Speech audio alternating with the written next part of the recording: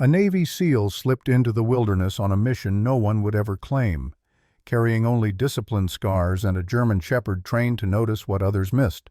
They were sent into the northern forests to expose a quiet crime hidden beneath badges and trees.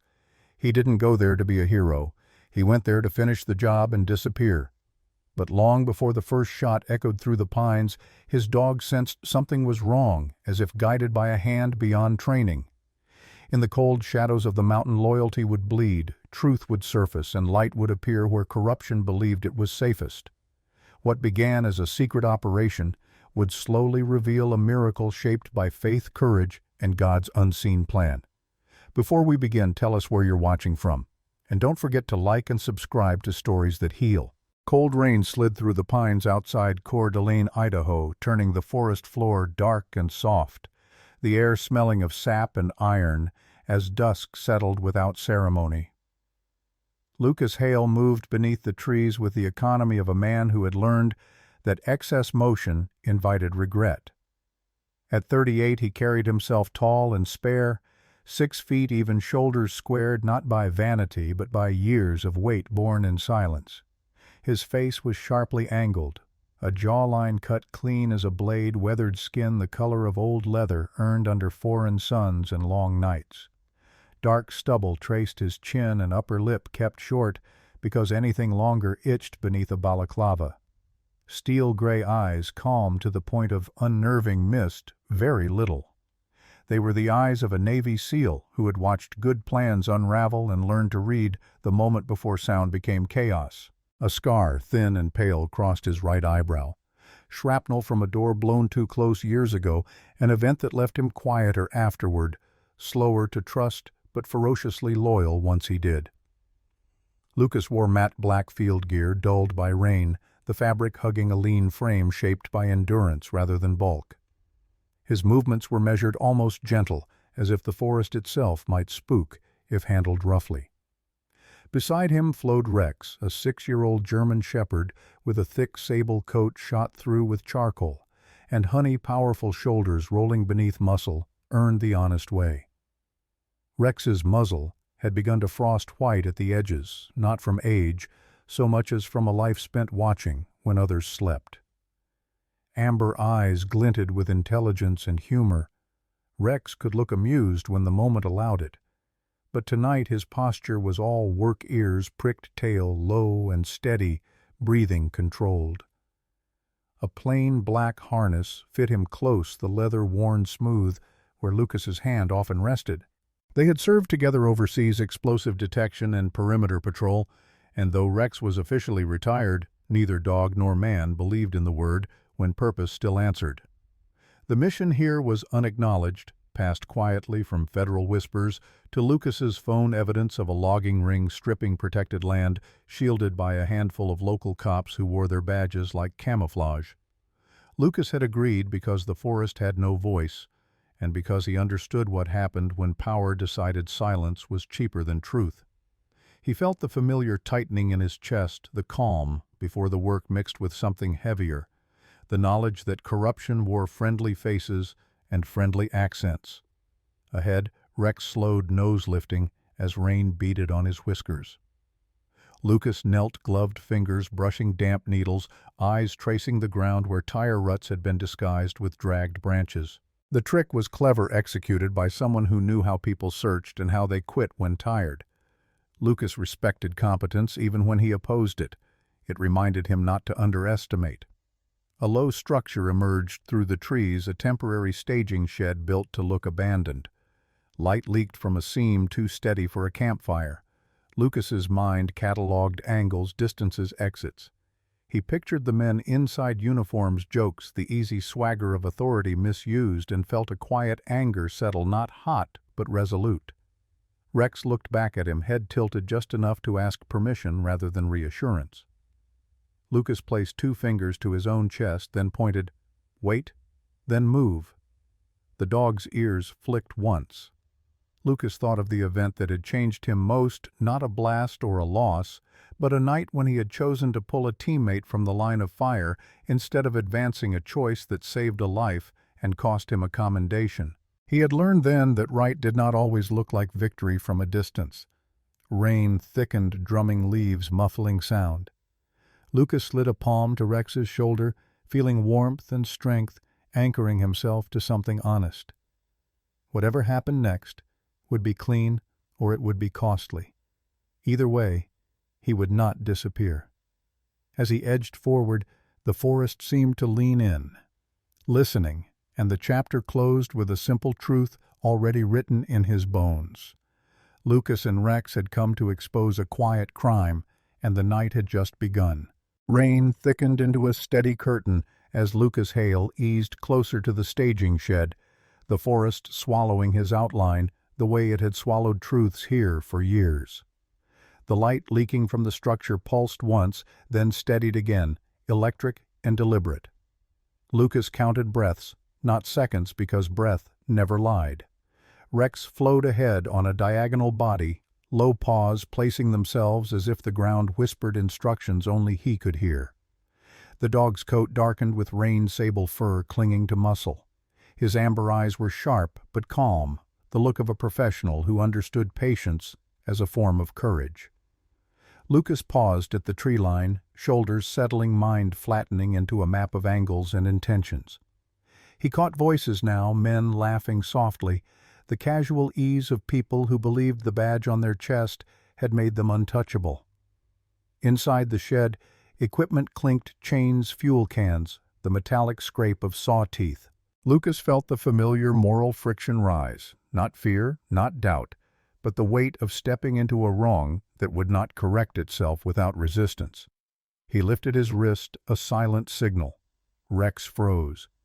A figure stepped into the doorway, blocking the light for a moment before flicking a cigarette into the rain. Evan Mercer was built thick through the chest, mid-40s, with a heavy jaw and a beard trimmed to regulation neatness that did nothing to soften his eyes. He wore a local police jacket unzipped over a thermal shirt, rain beating on the patch.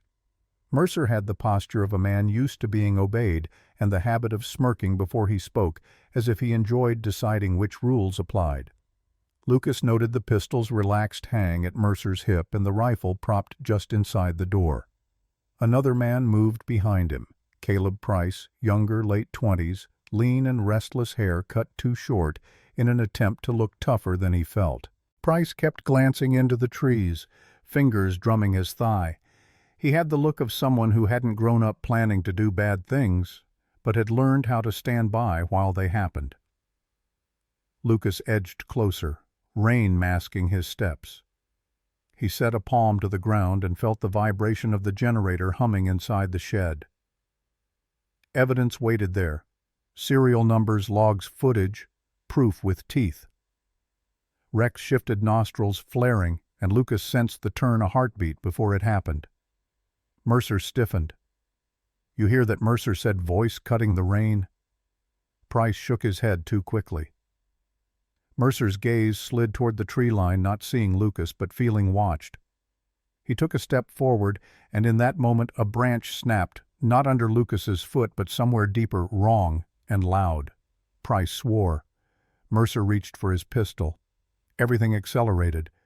Lucas surged from cover, low and fast, tackling Mercer's wrist as the pistol cleared leather. The shot cracked anyway, tearing into the night, and Rex launched not at a throat but across Price's path, a blur of discipline and intent meant to block, to warn. Another shot rang out. Rex yelped once, sharp and startled, and went down hard on his side, rain splashing crimson where the bullet caught his shoulder. Lucas's breath tore loose. He slammed Mercer into the mud forearm, crushing down knee-pinning weight and breath. Mercer thrashed snarling curses that tasted like panic now. Price froze, horror bleaching his face as he stared at the fallen dog. Lucas finished the restraint without excess cuffs biting home, and then he was at Rex's side, hands already working. The wound was ugly but clean through, muscle-torn bones spared. Rex trembled, teeth chattering not from fear, but from shock, eyes locked on Lucas as if asking whether the job was done. "Stay with me," Lucas said, voice steady because it had to be. He packed the wound pressure firm, rain washing blood into the needles. Rex panted, then steadied, tail thumping once an answer. Sirens wailed, far off, a sound that belonged to another world. Lucas looked up to see Price on his knees, hands laced over his head, crying silently into the rain. Inside the shed, cameras blinked red. Lucas dragged Mercer to the light and kicked the generator off, plunging the place into dark honesty. He collected drives, photographed logs, marked serials, his movements precise even as his chest burned with the sight of Rex's blood. When backup arrived, federal unmarked efficient Mercer's bluster collapsed into bargaining. Price said nothing, eyes hollow, a man learning the cost of standing still. They loaded Rex gently, careful of the shoulder.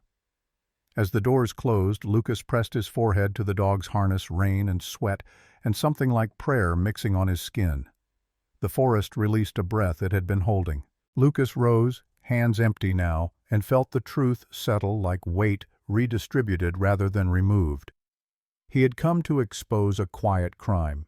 He would leave having paid a price he would not regret. Morning did not arrive gently.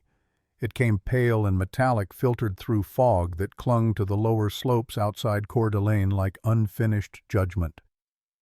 Lucas Hale sat on a narrow bench outside the field veterinary clinic, rain jacket unzipped, hands clasped so tightly his knuckles had gone bone white.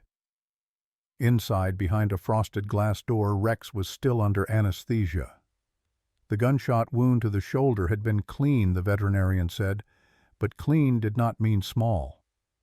Lucas had heard worse assessments in worse places, yet the waiting hollowed him out in a way no battlefield ever had.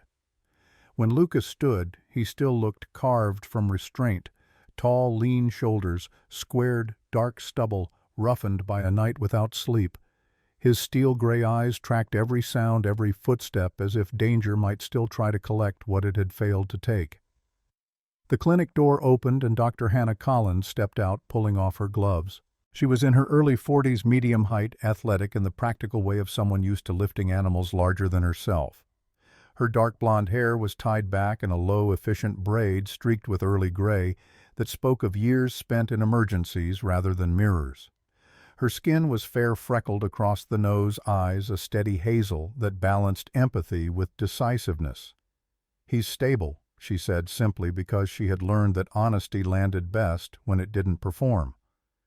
The bullet missed bone. There will be pain, rehab, but he'll walk. He'll work again if you're patient. Lucas exhaled for the first time since the forest had gone silent. He nodded once the way he always did when gratitude felt too big for language. Inside, Rex lay wrapped in blankets, chest rising slow and even. The sable coat had been shaved around the wound, revealing skin mottled purple and red sutures, neat as careful handwriting. His amber eyes fluttered open when Lucas stepped close. The dog did not whine. He did not try to stand. He simply locked eyes with his handler tail, giving a faint, determined thump against the table. Lucas placed his palm on Rex's broad chest, feeling warmth and life, and the weight he carried shifted, not gone, but shared. By afternoon, the federal team debriefed in a borrowed municipal office that smelled of burnt coffee and damp carpet. Agent Mark Reynolds led it, late 40s, tall, angular, with a narrow face that looked perpetually tired of rooms like this.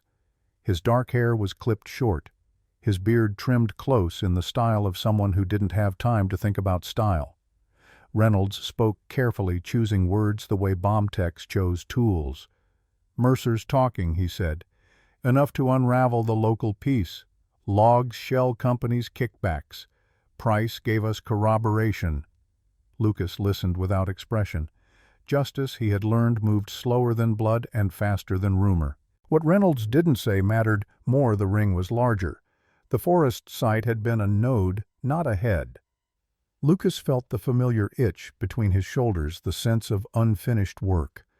He left the office and walked back toward the clinic, boots scuffing wet pavement. His phone buzzed once. Unknown number. He let it ring. Some truths needed to arrive in person. That evening, Rex was discharged with strict instructions and a sling that made him look briefly embarrassed, a warrior forced into gentleness. Lucas loaded him into the truck with careful hands. As they pulled away, a man stood across the street pretending to read a flyer taped to a pole.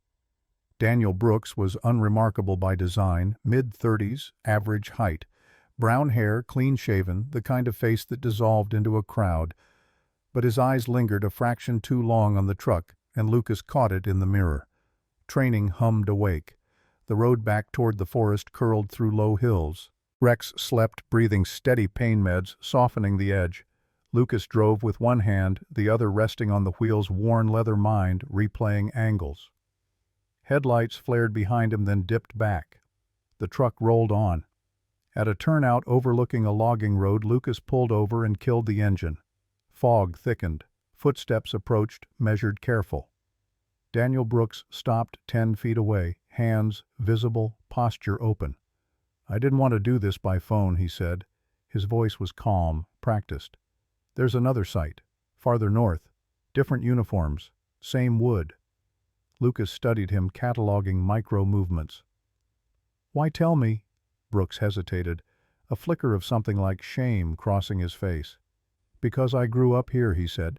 "Because I've watched this forest disappear.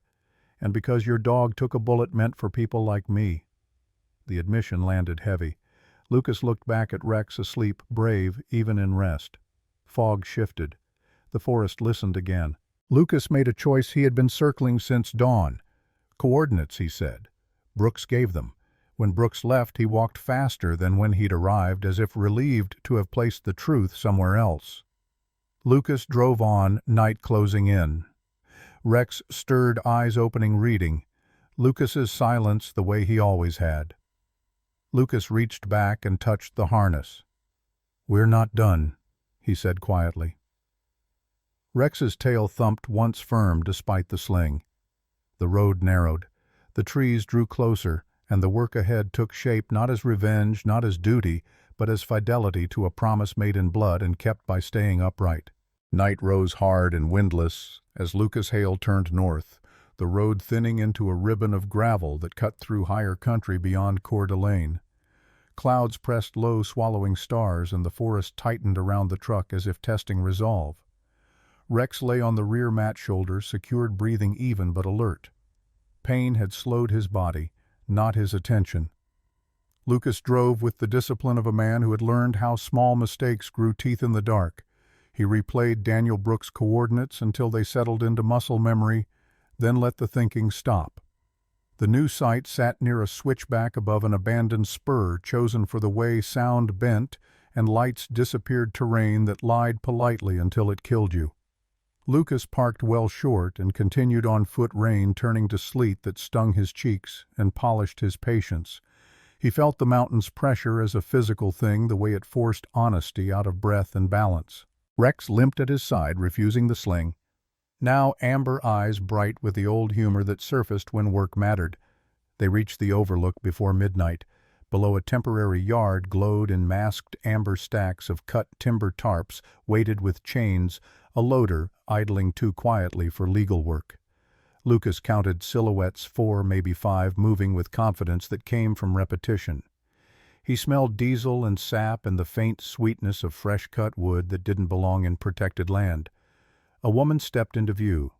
Posture erect, movements economical. Lena Whitaker was early 40s, tall and narrow-hipped, with ash-blonde hair pulled tight into a bun that revealed sharp cheekbones and a thin scar along her jaw. Her skin was pale under the light's, eyes cold blue, assessing. She wore plain field clothes that hid authority, and she carried herself like someone who had learned to survive being underestimated. Whitaker checked a clipboard, then corrected a man's stance with a glance. She had the air of a coordinator, not muscle. Lucas felt the click of recognition. This was the node Brooks had hinted at, the person who made others efficient. Rex stopped short, nostrils flaring. Lucas crouched and followed his gaze to the east, where wind pooled against a rock face and returned whispers in the wrong direction. Someone else was moving. A younger man emerged near the loader, hands shoved deep in his jacket. Owen Hart looked barely 30, broad-shouldered, but soft around the edges, beard uneven, as if he shaved only when reminded. His eyes darted too often, a man trying to appear busy while waiting for permission to leave. Whitaker spoke to him without raising her voice. He nodded too fast. Lucas felt the pattern lock, leadership, compliance, fear. He set the camera and began the work of truth, documenting serials and faces through glass and sleet. Rex lay down guarding the rear ears, flicking at sounds Lucas couldn't hear. A branch cracked uphill. Rex lifted his head tail stiff. Lucas turned and saw the glint. A rifle barrel misjudged angle breath held wrong. Lucas moved on instinct, tackling Rex sideways just as the shot punched rock where the dog had been. Pain flared across Lucas's ribs, clean and sharp, but he rolled through it and came up firing into the dark, not to kill but to command space. The yard exploded into motion. Whitaker shouted orders, voice cutting cleanly through panic. Hart froze, then bolted. Lucas advanced downhill using the loader's bulk as cover. Rex rose, favoring the shoulder but moving, staying close the way he always had. Whitaker pivoted, saw them, and for a fraction of a second Lucas glimpsed calculation flicker into something else, respect perhaps, or anger at being seen. She reached for her radio. Lucas jammed it with a burst he'd saved for exactly this, the channel dying mid-syllable. He closed distance and put her on the ground without ceremony. She fought with precision and restraint, no wasted motion, nails raking for eyes, elbow hunting throat. Lucas matched her absorbing, redirecting, pinning. "It didn't have to be this way," she said, breath steady even under pressure. "It always is," Lucas replied, because he had learned the answer the hard way. Hart tripped near the stack's panic, undoing him. Rex broke and cut the angle, placing his body between Hart and the drop. The younger man skidded to a stop, hands shaking, eyes locked on the dog's wounded shoulder. He sank to his knees. The rifle uphill clattered away as its owner fled. Sirens wound up from the valley, federal units delayed but inevitable. Whitaker went still, jaw set, eyes unreadable. When it ended, sleet softened into snow. Evidence lay where it had always been, waiting for someone stubborn enough to collect it. Lucas knelt beside Rex and checked the sutures intact, bleeding controlled. Rex leaned into him, weight solid, loyalty uncomplicated. The mountain exhaled a sound like forgiveness, offered without promise. Lucas stood as the lights approached, ribs aching, resolve intact. He had come to finish a line, not cross it. Tonight the mountain had answered back, and he was still standing. Spring arrived quietly in the high country, not as a declaration, but as permission, the kind that softened snowbanks into silver seams and taught creeks to speak again. Lucas Hale woke to birds testing their voices beyond the cabin he'd borrowed near Missoula, Montana, a place with a porch wide enough for morning light and mistakes forgiven by time. His ribs still ached when he rolled from the cot, a reminder of the mountain's answer, but the pain had changed its tone, no longer a warning, more a receipt paid in full. Rex rose beside him, moving with care yet confidence, the injured shoulder wrapped but healing sable coat, thickened by cold weeks and patience. 6 years old now, amber eyes bright with a humor that had survived gunfire, Rex stretched and bumped Lucas's knee, an invitation disguised as duty. They drove into town for rehab, windows down, air carrying pine and thaw. At the clinic, Dr. Sarsani, 80 subpower. Emily Porter met them at the door, late 30s, tall and lean, copper-red hair pulled into a loose ponytail that escaped when she laughed. Her skin was sun-warmed, freckled, her green eyes quick and kind. She had grown up hiking these valleys and carried that steadiness into her work. After losing a brother in a winter slide years ago, she had chosen animals because they listened without asking her to be finished with grief.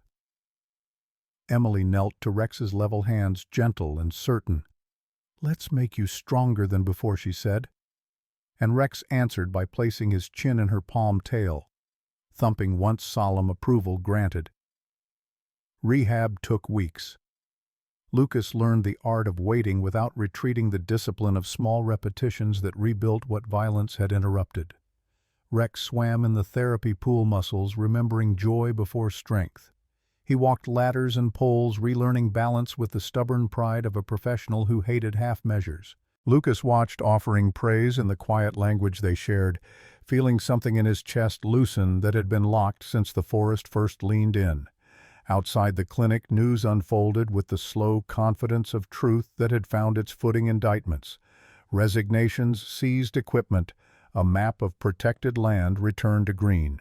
Agent Reynolds called once, voice lighter than before, to say the ring was finished. Lucas thanked him and hung up, not because the work didn't matter, but because it finally had somewhere else to live. On a Saturday bright with meltwater and promise, Lucas took Rex up a trail that overlooked the valley. The dog moved well now, stride long, shoulder scar clean and pale beneath fur. At the overlook stood Maya Thompson, a local ranger in her early 30s, medium height, with a runner's build, dark curls tucked under a battered cap. Her skin was a warm brown eyes, thoughtful behind mirrored lenses. Maya had transferred here after testifying against a superior who'd cut corners until corners cut back. The stand had cost her friends and earned her a reputation for inconvenient honesty. She smiled when she saw Rex. He's the one, she said, nodding at the view. The dog who notices first.